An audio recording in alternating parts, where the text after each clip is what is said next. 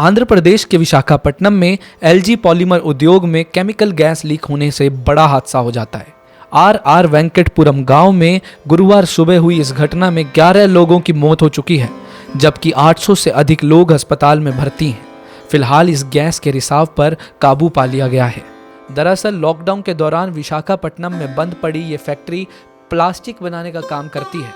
6 मई 2020 को कामकाज दोबारा शुरू करने की तैयारी हो रही थी। इसी दौरान गैस रिसाव की घटना हुई। गैस लीक होने के बाद इलाके में दहशत सी हो गई। और फिर क्या था, थोड़ी ही देर में लोगों को सांस लेने में दिक्कत होने लगी। सड़क पर जा रहे लोग बेहोश होकर गिरने लगे, सिर दर्द होने लगा, उल्टियां आने लगी। भारत में ये पहली बार नहीं था कि किसी कॉरपोरेट की लापरवाही की वजह से लोगों ने अपनी जान गंवाई हो। इससे पहले भी कॉरपोरेट की लापरवाही की वजह से ही हजारों लोगों ने अपनी जान गंवाई है। अगर हम इतिहास के पन्ने खंगालते हैं तो भोपाल गैस कांड हम कैसे भूल सकते हैं। आज के इस किस्से ने सभी को भोपाल गैस कांड याद दिलवा दिया। भोपाल गैस कांड की कहानी कोई भी सुने तो उसकी रूह कांप जाए।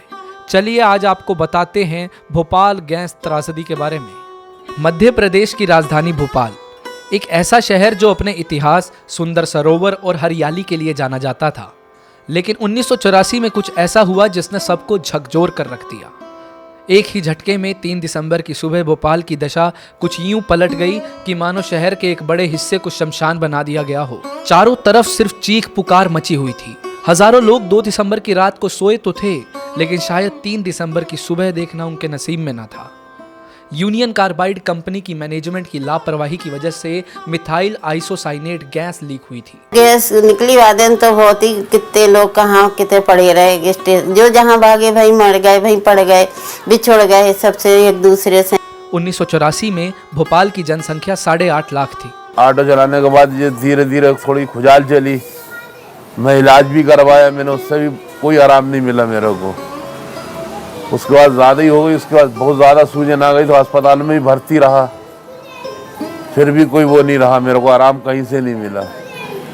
डॉक्टर ये दवाई दे देते थे, जाओ थोड़ा मेडिकल करके आप ठीक हो जाओगे, मेडिकल करके ठीक हो जाओगे, तो छुट्टी दे देते थे। काज करते करते मेरे को ये आज 20-22 साल हो जा रही है। और 8.5 लाख की जनसंख्या वाले राज्य में आधे से ज्यादा लोग खांस रहे थे, आंखों को खुजला रहे थे, सांस लेने में समस्या का सामना कर रहे थे। इतना ही नहीं, लोगों को अलग ही तरह का चरम रोग होने लगा था। इंटरनल ब्रेन हेमरेज होने लगा। हजारों लोगों को निमोनिया ने जकड़ लिया। जो इन मुसीबतों का सामना कर सके वो तो बच गए, लेकिन हजारों लोगों का इस त्रासदी में निधन हो गया। सरकारी आंकड़ों के अनुसार तो केवल 5000 लोगों की ही मृत्यु हुई थी, लेकिन असल आंकड़े कुछ और ही थे। कुछ इंडिपेंडेंट संस्थाओं का दावा है कि इस त्रासदी में 15 से 20 हजार लोगों की जान गई थी। ऐसे में बचने वालों के लिए भी कोई खुशी की लहर ना थी।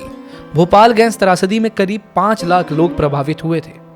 आसपास की जमीन बंजर हो गई थी। आज भी प्रभावित इलाकों में जहरीली गैस का असर देखने को मिलता है। आसपास का पानी पीने योग्य नहीं है। गैस निकली तो करीबन 2-2:30 बजे के टाइम से लोगों का आवाज आई, भागना शुरू हुआ।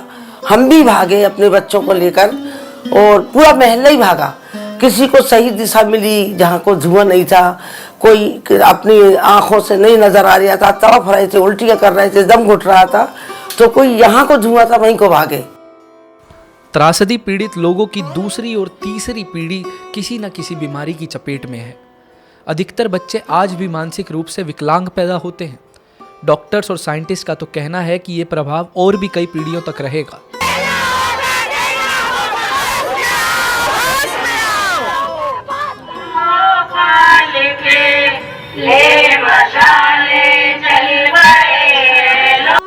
आज 36 वर्ष हो चुके हैं, लेकिन आज भी यूनियन कार्बाइड कंपनी का वो प्लांट जिसने ना जाने कितनी जिंदगियां खराब की, सीना तान कर वहीं खड़ा है, भोपाल की उसी धरती पर जहां 36 वर्ष पहले खड़ा था। आज भी भोपाल गैस कांड में किसी को कोई भी सजा नहीं हुई है। अगर ये कोई प्राकृतिक आपदा होती तो शायद इसे भुलाया जा सकता था। सरकार, न्याय प्रणाली और प्रशासन को बख्शा जा सकता था। हमको बहुत सारा दुर्गंध आया। दुर्गंध आने के बाद में जब हमने घर का दरवाजा खोला, हमने देखा भाई मिर्ची कौन जला रहा है, तो उस समय के अंदर में देखा कि पब्लिक में भगदड़ मची है। वो कह रहे थे गैस छूट गया, गैस छूट गया।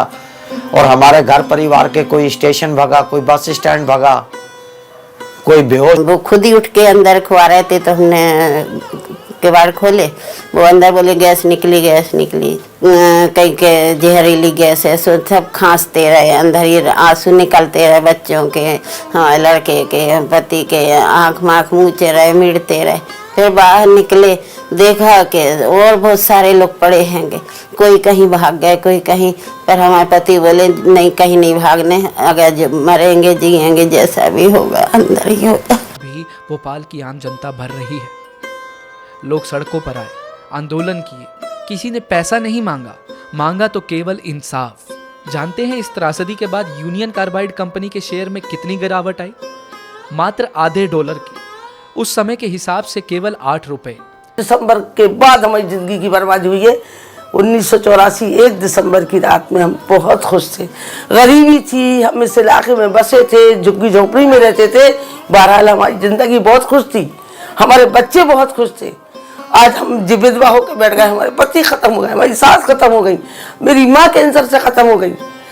तो ये उम्र मरने की नहीं होती, मगर MIC की देन ऐसी हुई कि कैंसर, हार्ट जैसी बीमारियों ने जवान मौतों को अपने आगोश में समेट लिया। किसी ने बेटा खोया, किसी ने अपनी माँ खोई, लोगों के परिवार उजड़ गए, आने वाली पीढ़ियों का भविष्य एक झटके में खत्म हो गया। लेकिन दुनिया को कोई फर्क नहीं पड़ा। देश के लिए शर्म की बात है कि आज भी इस तरह के किस्से सामने आ रहे हैं। सरकार BJP की हो या कांग्रेस की, कंपनी यूनियन कार्बाइड हो या LG पॉलीमर्स, इनकी लापरवाही से मरता है तो केवल एक आम इंसान। हमने अपने बेटे को 4 साल का बिस्तर में छोड़ा, आज वो जवान है, उसकी शादी हो गई है, मगर उसका बचपना खो गया। कभी उसने अपने स्कूल का मुंह नहीं देखा। वो 8 साल भर्ती रहा। 26 साल की आयु में मैंने गेस्ट लड़की से जब उसकी शादी करी तो उसके यहाँ बेटी विकलांग पैदा हुई। आज मेरी पोती 19 नवंबर को 7 साल की हो गई। वो अपने पैरों पे खड़ी नहीं है, ना मुंह से बोलती है, ना लेटरिन बाथरूम का कहती, ना खाने का कहती।